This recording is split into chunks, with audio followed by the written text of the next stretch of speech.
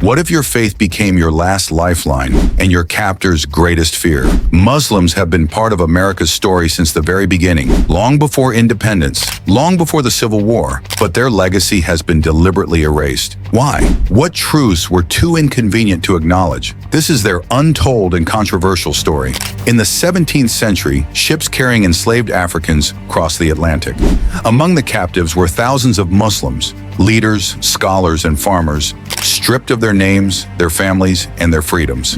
Imagine a family torn apart at a slave market, a father clutching his Quran as he's separated from his children. Hidden within this tragedy was a story of survival and defiance. But why were their stories buried? One such man was Bilali Muhammad, a scholar enslaved and brought to Georgia. He wasn't just holding on to his faith, he was leading others. On Sapelo Island, Bilali became a figure of hope for his community. But here's the twist. Plantation owners relied on his leadership to maintain control over enslaved workers. Was his faith seen as a threat or a tool? Bilali didn't just practice his faith, he documented it. His 13-page manuscript, written in Arabic, outlined Islamic law, a profound act of preservation and defiance. His leadership empowered others, even under the watchful eyes of his captors. The journey across the Atlantic was brutal, crowded, suffocating holds where death was a constant presence. Yet even in this despair, enslaved Muslims prayed. Imagine a young boy, shackled next to his mother, whispering the Surah Fatiha under his breath. Faith wasn't just survival, it was resistance. Could you keep your faith alive if it meant risking your life every single day? The enslaved Muslims carried this double-edged burden, their belief both a source of strength and a threat in the eyes of their captors. Once in America,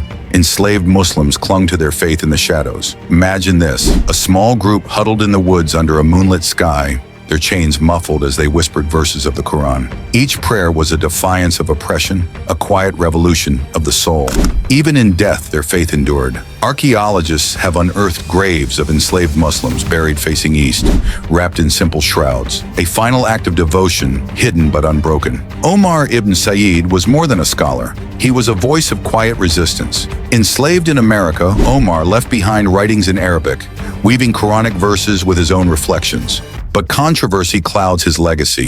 His captors flaunted his writings as proof of their so-called benevolence, twisting his words to justify their cruelty. Imagine Omar, pen in hand, writing not for them, but for us, for the future, where his truth might finally be heard.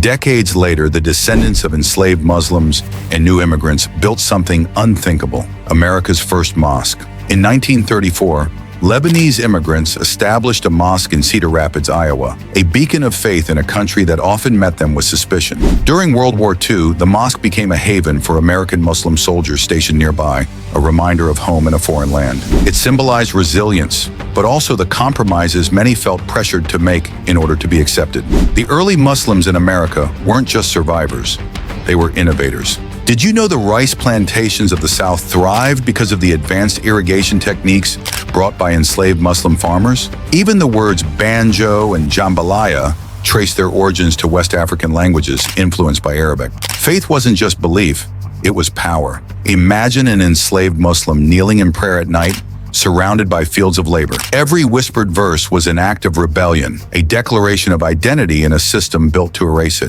The resilience of those early Muslims echoes today. Their challenges, erasure, misrepresentation, and skepticism are struggles modern Muslims still confront. Why don't we hear these stories in history books? Because they challenge the sanitized version of history we've been taught. Share this video to reclaim these voices. Their sacrifices demand to be remembered, not erased. The untold story of Muslims in early America is a reminder of the strength of faith and the resilience of the human spirit. Their legacy isn't just a Muslim story, it's an American story, a human story, and it's ours to tell. Subscribe to Muslim Directory for more stories that challenge the narrative. Together we'll uncover the hidden history that shapes who we are today.